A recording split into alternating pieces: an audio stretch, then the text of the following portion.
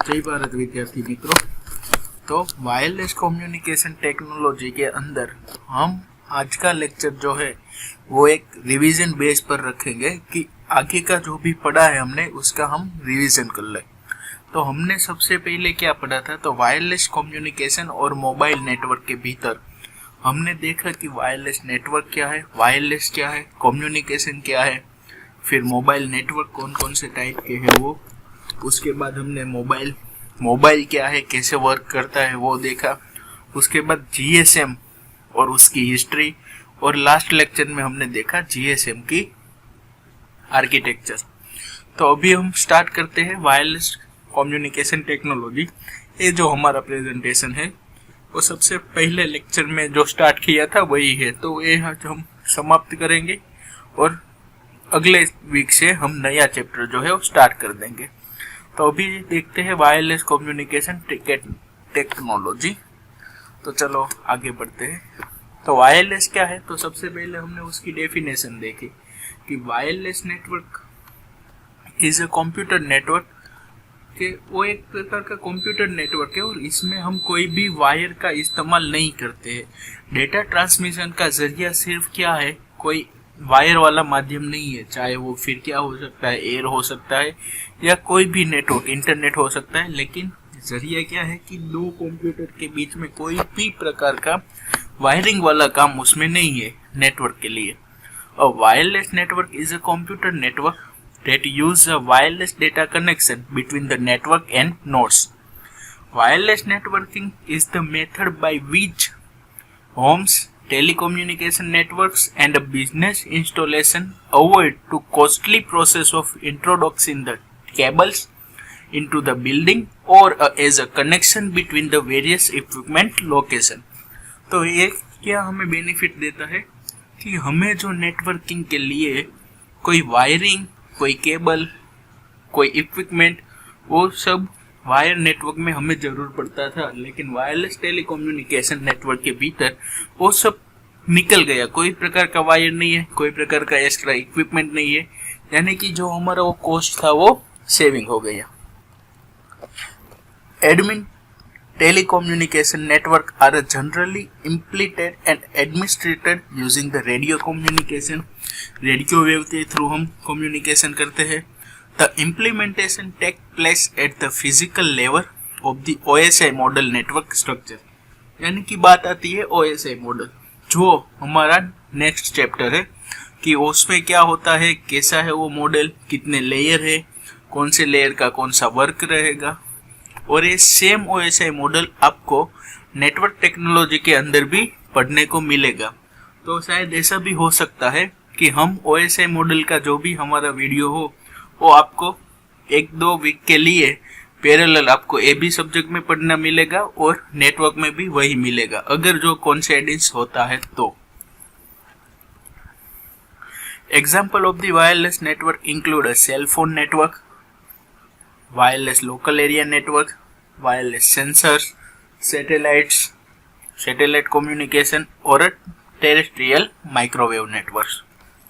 अब बात आती है इंटरनेट या फिर वायरलेस नेटवर्क की हिस्ट्री की। तो हमें पता है सबसे पहले अलोहा नेट 1969 में university of Hawaii and became the operationally in June 1971। सबसे पहले वेवलेंथ प्रोडक्ट उसने दिया था, एनसीआर ने डेवलप किया था 1986 में। उसके बाद इथरनेट 1991 में 2G सेल फोन नेटवर्क, 1997 जून में वाईफाई प्रोटोकॉल और 1999 में VoIP या LTE इंटीग्रेशन जो था उसका इंट्रोडक्शन हमें मिला था। वायरलेस नेटवर्क टेक्नोलॉजी की सर्विस, तो हमें पता है कि ऐसा कोई भी फील्ड नहीं है कि जहाँ पे रिमोट सेंसिंग या फिर वायरलेस का यूज होता नहीं हो, जैसे कि हमारे transportation, smart building project, IT field, electronic field, science and communication, solar energy, सभी के अंदर वायरलेस का इस्तेमाल तो होता ही है। फिर हमने देखा था कि वायरलेस नेटवर्क और वायरलेस नेटवर्क में क्या डिफरेंस है, वो हमने पूरा उसका एक कंपैरिजन करके वीडियो देखा था। फिर वायरलेस टेक्नोलॉजी के अंदर हम कौन कौन से टॉपिक डिस्कस करने वाले थे, तो सबसे पहला तो ब्लूटूथ, जो हमने सबसे पहले डिस्कस कर लिया था। बाद में हमारा GSM आया। अब बाकी रह गया है GPRS। वाईफाई भी हमने देख लिया था, तो GPRS और CDMA हमारा जो है वो बाकी रहता है। अगर आज समय मिलता है तो GPRS भी हम लोग साथ ही साथ खत्म कर लेते हैं। तो ब्लूटूथ क्या था वो हमने पहले देखा कि Bluetooth technology is a short range wireless communication technology. Wireless telecommunication तो है ब्लूटूथ, लेकिन क्या है उसकी रेंज बहुत ही कम है, यानी कि वो ज़्यादा से ज़्यादा 2-3 मीटर की उसकी रेंज होती है ब्लूटूथ की। Bluetooth technology is the short range wireless communication technology to replace the cable connecting electronic device, allowing a person to have a phone conversation via headset, use a wireless mouse or synchronize the information from the mobile phone to PC, all using the same core system। तो wireless से हम क्या कर सकते हैं कि Bluetooth से हम क्या कर सकते हैं कि हम तो कन्वर्जेशन कर सकते हैं हेडफोन के साथ। हमने लगा दिया वायरलेस हेडफोन या तो ब्लूटूथ हेडफोन, तो मोबाइल के साथ कन्वर्जेशन कर सकते हैं।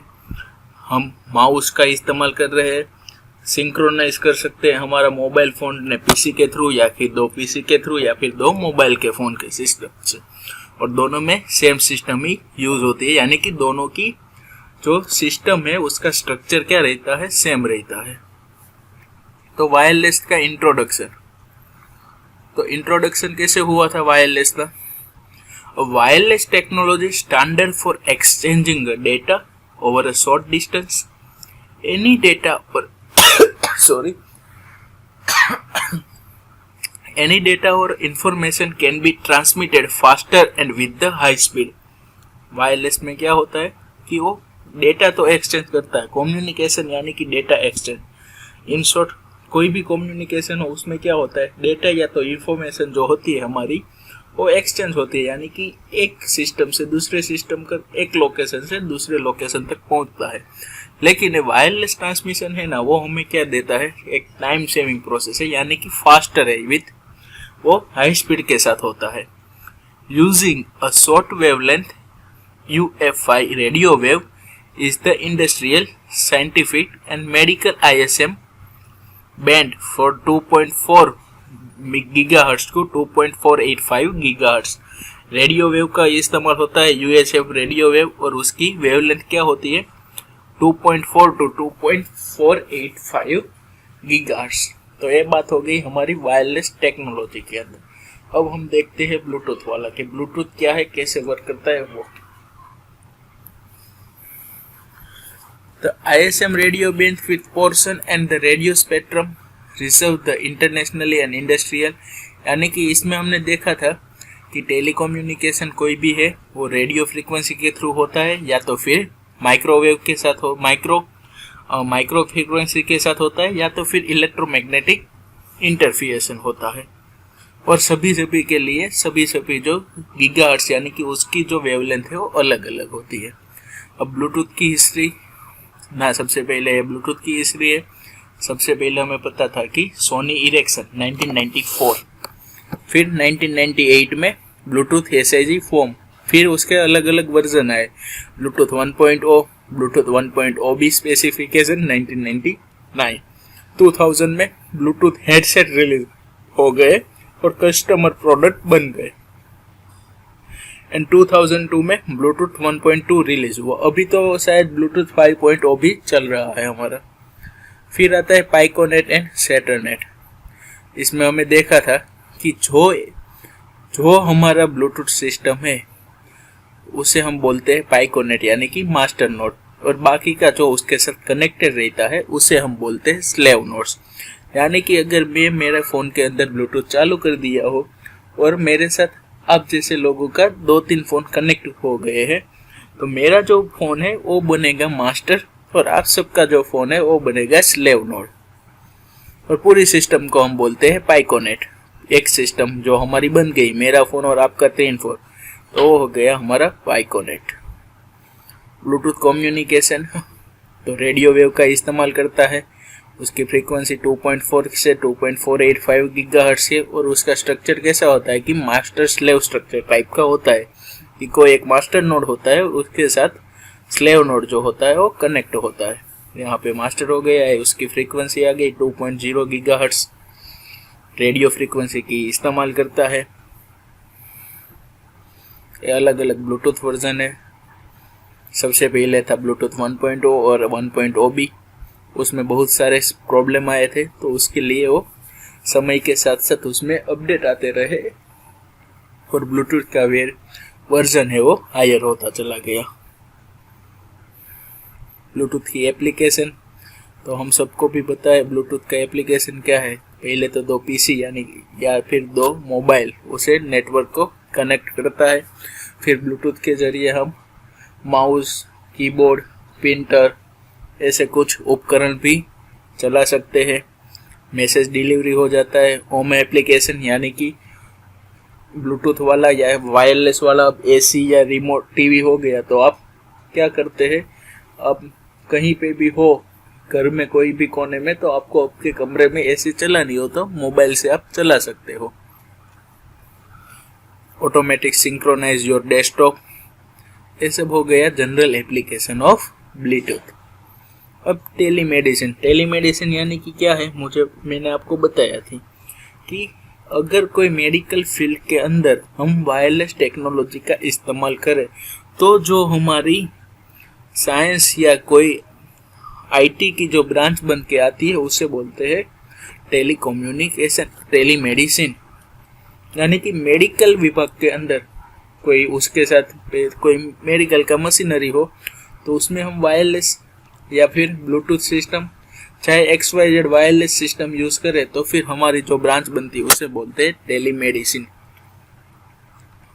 Telemedicine refer to the practice of caring for a patient remotely when the provider and a patient are not physically present with each other.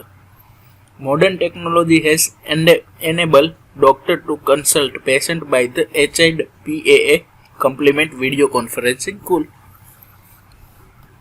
जैसे अभी आप लोग और मैं फिजिकली टच में नहीं है फिर भी हम टेक्नोलॉजी के जरिए पढ़ रहे हैं, वैसे ही कहीं जगह पे पेशेंट और डॉक्टर फिजिकल पॉसिबिलिटी नहीं होती है मिलने के लिए तो वो क्या करता है, वीडियो कॉन्फ्रेंस करके या फिर टेलीमेडिसिन को यूज करके वो टेलीमेडिसिन यानी कि एक ब्रांच है ऐसा समझ लो आप, और उस जिसने अंदर मेडिकल फील्ड के अंदर वायरलेस सिस्टम का इस्तेमाल करने का होता है। ECG temporary telemetry. The newest Bluetooth technology was added to collect the short and the long-term digital ECGs with relevant clinic data to monitoring the patient. अब बात करते हैं GPRS। तो GPRS का फुल फॉर्म क्या है, जनरल पैकेट रेडियो सर्विस, आपको पता है। और वो क्या 56 kbps to 114 kbps to connection होता है और मोबाइल फ़ोन और कंप्यूटर में इंटरनेट के यूज से हम इस्तेमाल कर सकते हैं। GPRS was standardized by the European Telecommunication Standard Institute। किसने सबसे पहले स्टैंडर्डाइज किया था, तो ETSI, European telecommunication standard institute, Europe की कंट्री ने। Generally GPRS is the package oriented mobile data service on the 2G और 3G cellular communication system। ये 2G और 3G जो हमारी सेल्यूलर कम्युनिकेशन सिस्टम है उसके लिए GPRS को ओरिएंटेड किया गया था। GPRS is based on the global system for the mobile communication यानी कि GSM and existing service such as SMS। कि GPRS है वो हमारा GSM के बेस पे बनाया गया है। जनरेशन, तो each generation of the data network gets faster। We saw 2G यानी कि सेकंड जनरेशन फ्रॉम 1999, 3G यानी कि third generation from 2001 and 4G यानी कि फोर्थ जनरेशन इन 2012। ये जो GPRS की है या फिर GSM है या तो फिर मोबाइल नेटवर्क की अपडेटेड नेटवर्क की बात करिए तो हमें अपडेट मिलता रहा है 2G से लेके 3G तक, 4G तक, और अभी तो 5G भी आने वाला है। तो GPRS, 2G, 3G and 4G are all indicator of the signal strength for the downloading and uploading datas. GPRS कैसे वर्क करता है?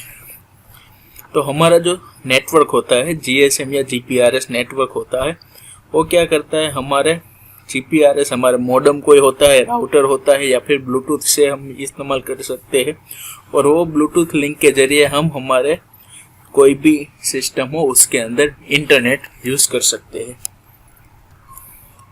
GPRS services, wireless application protocol, short message services, multimedia messaging services, internet communication service such as email and the world wide web access.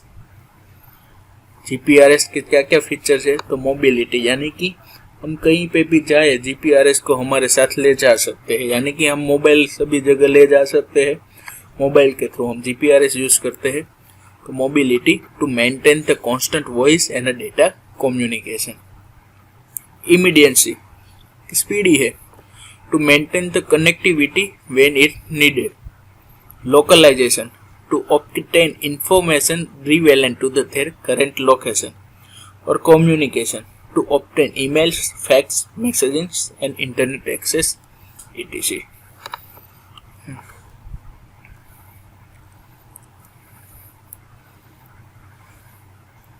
अब बात करते हैं wifi.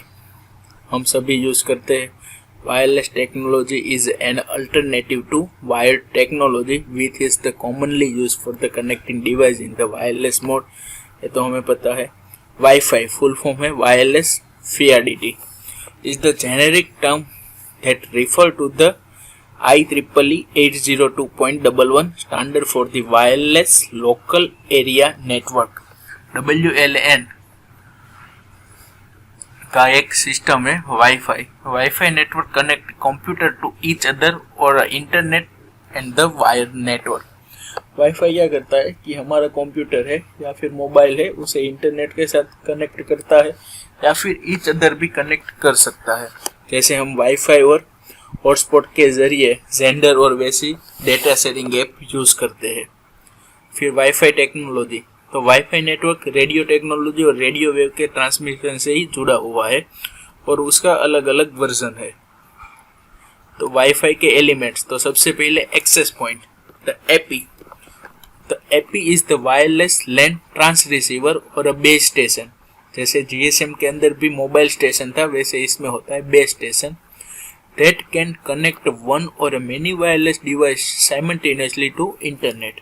की access point होता है जिसके साथ, यानी कि हम उसे बेस पॉइंट भी बोलते हैं, और उसके साथ सब कनेक्ट होता है। फिर wifi card, they accept the wireless signal and relay the information, they can be internal और external. Safeguard, firewall and antivirus software protect the network from the uninvited user and keep information the secure. अब आप बात समझने की कोशिश करें तो जो पहला तो एक्सेस पॉइंट है वो हमारा VGL केबल हो गया, कि जब हम वाईफाई राउटर फिट कराते हैं तो एक केबल आता है जो हमारे राउटर के अंदर रखना पड़ता है, तो उसे हम एक्सेस पॉइंट बोल सकते हैं। फिर द वाईफाई कार्ड, यानी कि हमारा राउटर, और सेफ गार्ड यानी कि एंटीवायरस का कोई भी प्रोग्राम है वो। इंफ्रास्ट्रक्चर नेटवर्क, तो वाईफाई का क्या होता है, एक राउटर होता है, उसके अंदर हमें इंटरनेट एक्सेस करने को मिलता है, और उसके जरिए मोबाइल हो, PC हो, या फिर कोई भी ऐसी इलेक्ट्रॉनिक डिवाइस जो वाईफाई के साथ कनेक्ट हो जाए। The client communicate through the access point, AP के साथ हम कम्युनिकेट कर सकते हैं। Any communication has to the through the AP if the mobile station like a computer, a PDA or a phone wants to communicate with another mobile system, it need to send the information to AP first and then AP send to the destination। यानी कि आपके wifi के through जरिए कोई message दूसरे connected wifi में भेजना हो तो कैसे होगा, कि हमने जो मैसेज डाला है वो पहले कहाँ पे जाएगा, एक्सेस पॉइंट एपी पे जाएगा, और वो वहां से वो मैसेज जहाँ पे पहुंचाना वहां तक पहुंचाएगा। How wifi network work. A Wi-Fi network, a hotspot, is created by installing an access point to the internet connection, an access point at a base station. When the Wi-Fi enabled device encounter a hotspot, the device can connect to the network wirelessly. A single access point can support up to the 13 users and can functionally with the range of 100 to 150 feet indoor and up to 300 feet outdoor. Many access points can be connected to each other via the Ethernet cable to create a single large network. तो wifi कैसे network connect होता है, कैसे work करता है, तो आप मान लीजिए आपके घर पे भी कोई वाईफाई है, तो वो वायरलेस में क्या होगा कि आप घर के भीतर 100 से 150 तक इंडोर और बाहर की ओर से 300 फीट तक आप वायरलेस को यूज़ कर सकते हो और मिनिमम आप मैक्सिमम जितना 30 जितने पर्सन है वो एक ही वाईफाई एक्सेस पॉइंट के साथ कनेक्ट हो सकते हैं। एप्लीकेशन ऑफ द वाईफाई, ये तो मुझे आपको बताने की ज़रूरत ही नहीं रहेगी। Many electronic devices use the Wi-Fi due to the simple function. Companies are used the Wi-Fi to create a wireless network. Phone companies such as a Wi-Fi hotspot their user to get a free calling and internet access. Gaming company like the Nintendo use the Wi-Fi sync to their product and global network uses. WiFi का use भी telemedicine के अंदर होता है। WiFi का advantages mobility है, easy to installation, flexibility, low cost, reliability, security मिलती है, रोमिंग है और स्पीड है। तो उसकी लिमिटेशन आ गई, हाई पावर कंजप्शन। अब बात करते हैं जीएसएम, तो वो भी हमने देख लिया है, global system for a mobile communication. It is the digital mobile telephony system develop as a replacement of the first generation cellular network, यानी कि जीपीआरएस के बाद जीपीआरएस को रिप्लेस करने के लिए जीएसएम बनाया गया था। उसका स्ट्रक्चर कैसा है, तो एक तो हमें बेस स्टेशन यानी कि हमारा मोबाइल, फिर network and switching the sub system, GPRS core network and operation support system, जो अभी हमने लास्ट लेक्चर में जीएसएम का आर्किटेक्चर देखा, उसके अंदर ये सब हम पढ़ गए। बेस स्टेशन क्या होता है, वो है general application responsible for the handling traffic and signaling between the mobile phone and the network switching the subsystem. Base station have the 10 or even 100 BTS under the its control और packet control थे, यानी कि ये हमने जो देखा base station, फिर उसके बाद BTC आया था, BSC आया था, NSS आया था, वो सभी इसमें मिला जुला कर लिखा हुआ है। ये उसकी एप्लीकेशन है, एप्लीकेशन इन टेलीमेडिसिन की टेलीफार्मेसी, EGC, EEG, उसके अंदर हम यूज़ करते हैं कार्डियोग्राम निकालने के लिए। ये जीएसएम का मार्केट है, हमें पता है कि जीएसएम पूरे वर्ल्ड में यूज़ होता है। तो 62% यूएसए के अंदर, 4% चाइना के अंदर, 28% इंडिया के अंदर, 5% पूरी दुनिया का इतना जीएसएम मेजर कंट्री है वो यूज़ कर रही है। ये आपके आज के क्वेश्चन है, उसे नोट कर लीजिए। जीएसएम क्या है, describe the network structure and what do you mean by the wireless technology. ये आज के आपके क्वेश्चन है जिसे आपको असाइनमेंट में सबमिट कराना है। क्लियर यहाँ तक?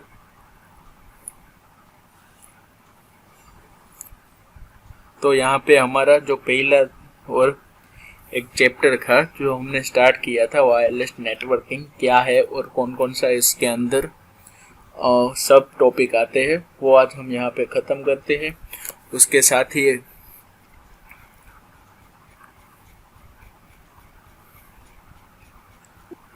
Wireless mobile telecommunication technology, wireless communication, तो इसके अंदर हमने क्या क्या पढ़ा। तो सबसे पहले से हम बात करते हैं कि wireless network and mobile network के अंदर हमने क्या क्या पढ़ा। तो सबसे पहले तो वायरलेस नेटवर्क क्या है वो, यानी कि ये प्रेजेंटेशन। उसके बाद हमने देखा मोबाइल क्या है, मोबाइल कम्युनिकेशन क्या है, वो 2 लेक्चर शायद हमारे उसमें गए थे। उसके बाद हमने देखा कि जीएसएम कैसे वर्क करता है, वो जीएसएम के बाद हमने देखा जीएसएम की हिस्ट्री, जीएसएम की आर्किटेक्ट, और उसके बाद हमने आज देखा जीपीआरएस और वाईफाई। तो ये था हमारा वायरलेस कम्युनिकेशन टेक्नोलॉजी। फिर मोबाइल नेटवर्क के अंदर हमने ये भी थोड़ा सा देखा था कि कम्युनिकेशन मीडियम टाइप कैसा है, यानी कि सिंप्लेक्स और डुप्लेक्स। डुप्लेक्स के अंदर भी दो आता था, हाफ डुप्लेक्स और full duplex. Communication media type wire और वायरलेस। फिर ये था मल्टीप्लेक्सिंग। तो मल्टीप्लेक्सिंग और उसके बाद आया था मल्टीप्लेक्सिंग टेक्निक इन वायरलेस, यानी कि एफडीएमए और TDMA, frequency division multiple access और टाइम डिवीजन मल्टीपल फ्रैक्शन। तो ये हमने देखा था कि क्या होता है कि फ्रीक्वेंसी में फ्रीक्वेंसी डिवीजन करते हैं, टाइम को कांस्टेंट रखते हैं, और टीडीएमए डिजिटल में क्या होता है, फ्रीक्वेंसी जो है वही रखते हैं, लेकिन हमें वो अलग अलग टाइम स्लॉट में हम डिवीजन करते हैं। ये फिर जीएसएम का ही mobile station network, BTS, BSC, VLR, AUC, EIR, जो हमने देखा था हमारे जीएसएम के आर्किटेक्ट के अंदर।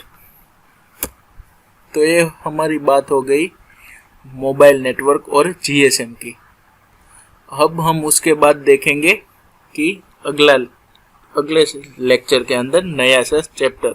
तो आपको अपना एक बार फिर से मैं आपको क्वेश्चन जो है वो दिखा देता हूँ। तो ये है आपके क्वेश्चन जो आपको असाइनमेंट में सबमिट कराने को रहेंगे।